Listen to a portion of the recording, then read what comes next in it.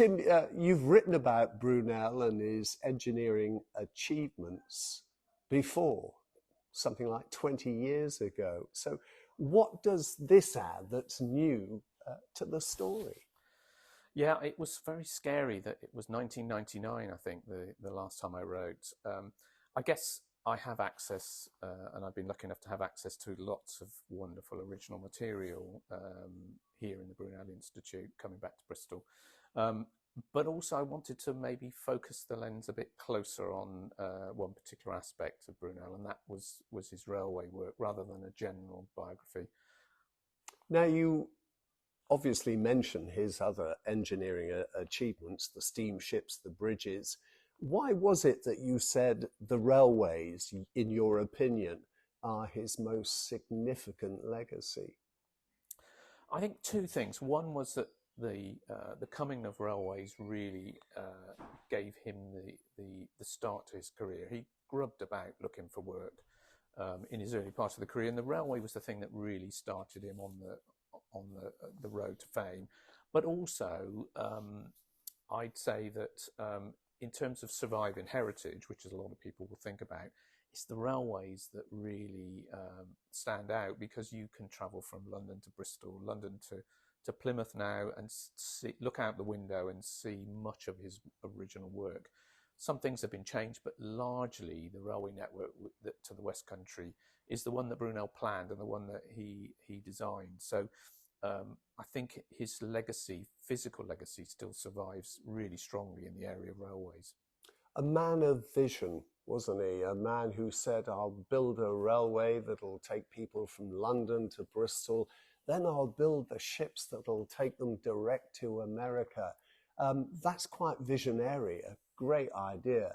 But at the same time, he couldn't seem to see that his broad gauge railway could never be part of a railway network. He just didn't see it. No, it's a blind spot. He loved new technology, and when he designed the GWR, he designed a whole railway system, and the gauge was part of that. But as you say, he couldn't see the fact that the railway would link up with anybody else's railway. He saw it very much as a regional network in Wales and the West Country, southern England, maybe a little bit of the Midlands. But he couldn't see that people might in the future want to travel from one end of the country to the other. Nowadays, you can get on the train in Newcastle and go all the way to Plymouth, pretty much on the same train. For some reason, he couldn't see that. That it was sort of parochial, which is, when you think about, as you say, his ideas of international travel, transatlantic travel, it's a strange anomaly, really. In doing your research, you seem to have found out, or at least are highlighting, a lot more about Brunel the man and his personality. In many respects, he wasn't a very nice person, was he? I mean, he didn't seem to get on very well with other people involved in his projects. No, he's an interesting character and quite conflicted, I think. He was incredibly ambitious, but incredibly controlling, really. I guess maybe it was something of the period. You know, he wasn't what you'd call a team worker. He had this vision and he wanted to get there, and he was single-minded in the way that he did that. And as you say, he treated some people very badly. He could be very charming, and you know, it comes across in the literature that when it suited him, it could be fantastic. But he treated contractors and people who worked for him, you know, quite badly. Samuel Morton Peter, one of the the best-known railway contractors who Brunel employed on some of his work, Brunel treated him very badly. He made him stand in the corridor and wait for when he had an appointment, and Peter went on to become one of the best-known railway contractors of his time. You didn't treat people like that. But the problem was he didn't like delegating either. So of course it meant that he wanted to be in control of everything, right down to the tiniest detail. And of course, as a result, none of his staff wanted to step out of line. So they referred back to him all the time. And then he complained about how busy he was, which is not surprising. They were scared of him.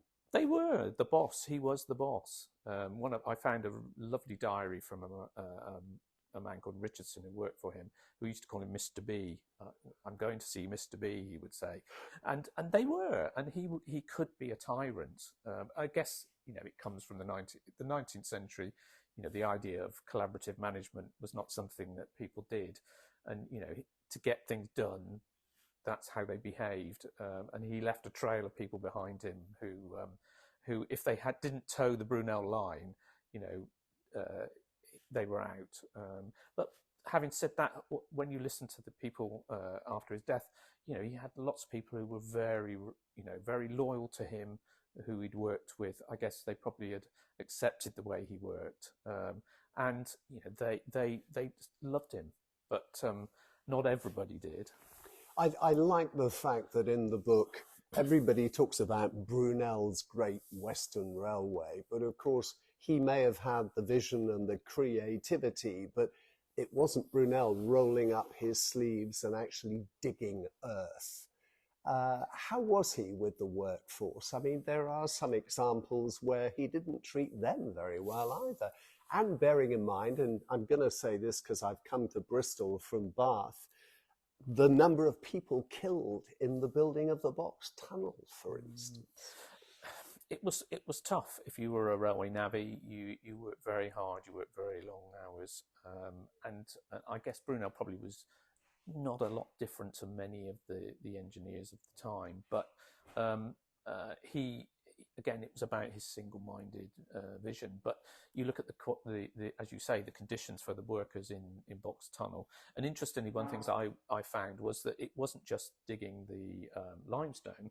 They found a layer of a thing called Fuller's Earth, which was this sticky mud that all the poor old navvies had to dig out.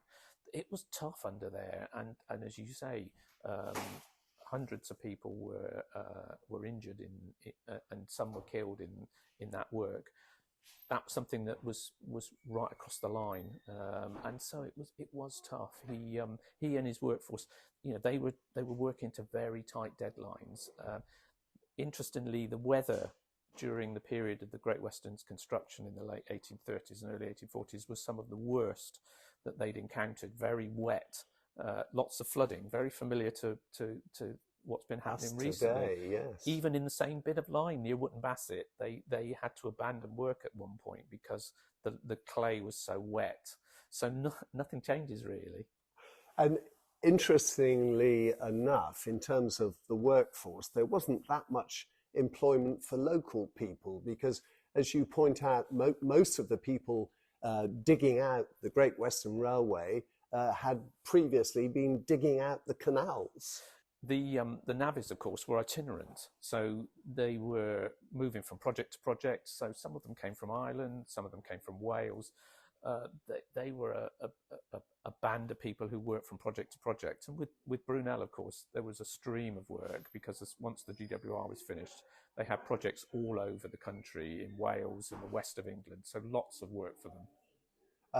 The noises you're hearing, folks, are the people on the ground floor below. This is a research centre and there are people coming and going. Tim, the other good thing is there's plenty of information about Brunel's successes, but you also make room for his failures. Not everything went according to plan. No, and I think you can't underestimate the successes, but you also have to provide a rounded portrait of the things that didn't go round. So you've already mentioned the broad gauge. It cost the railway probably millions of pounds in the long term to convert that to the standard gauge eventually. His atmospheric railway in Devon was a wonderful idea in theory, but it eventually cost the directors of the South Devon and their shareholders over £400,000, which was a lot of money in 1848. It was a form of propulsion that in theory would have been fantastic, but it was unproven technology, and Brunel had to admit in the end that it wasn't going to work. And there were little examples of that, and of course his projects tended to go over budget. Nothing changes really if you think about HS2, but they were pioneering. Sometimes they just didn't know how much these things were going to cost, because in the 1840s nobody had ever done anything like this. The South Wales Railway was the longest railway then built, Actually, that was one of the ones, funnily enough, that was pretty much on budget. But the GWR, nobody had built a railway that was over 100 miles long across the country before. So in a way, you could maybe forgive Brunel a little for underestimating the cost.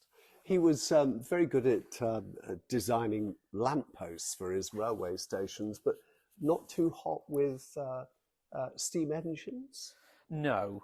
I think it's probably true to say that he was a much better civil engineer and architect and railway designer than he was a locomotive engineer. Again, it was an example of him trying out new technology. He should have, instead of maybe looking to reinvent things himself, he should have used existing technology. The Stephensons were already pioneering locomotive design. They had patentee engines that were being exported all over the world. But in typical Brunel fashion, he didn't want to do that. He wanted to do something completely different, whereas it probably would have been cheaper to have bought engines from people like Stephenson. But then he brought in somebody like Daniel Gooch, who was a complete contrast to him. He might have been dour, northern, practical engineer, but he was the man who brought some order to it. And Brunel's career owes a lot to Gooch, who is a bit of an unsung hero, but he was the man who was able to put the locomotive fleet in some kind of order. And, Brunel was actually eventually admitted that he didn't know enough about locomotives. The book went off to the publishers. You had the first copy in your hands. Did you think to yourself, well, if you didn't, I'm going to ask you to think now, do you like the man? It's interesting, isn't it? I think there are some aspects to him to like, but he was human, I think, and a man of his time. I think from our 21st century perspective, it's quite easy to be able to pick and choose the things that we like and dislike about people. Some of these big projects, it's a bit like thinking about your heroes, whether they're actors or musicians, or they're not always, creative people are not always nice, or, they're quite driven. And Brunel was driven right from his early days. He was always destined to be an engineer. His father had always wanted him to be an engineer. And so, he was single-minded. And you only have to look at how, his family didn't see a huge amount of him, particularly in those early days, because he was always at work. And so, he was probably tired quite a lot of the time. He worked long hours and long days, smoked too many cigars. It's not surprising that, that he was there, that was how he was. And maybe that's why, my book is different to the one I did all those years ago that you mentioned. I've tried to provide a bit more of a rounded portrait of a man who, did wonderful things, but had his flaws like all of us. Tim, it's a pleasure to chat to you. Thank you. Thank you.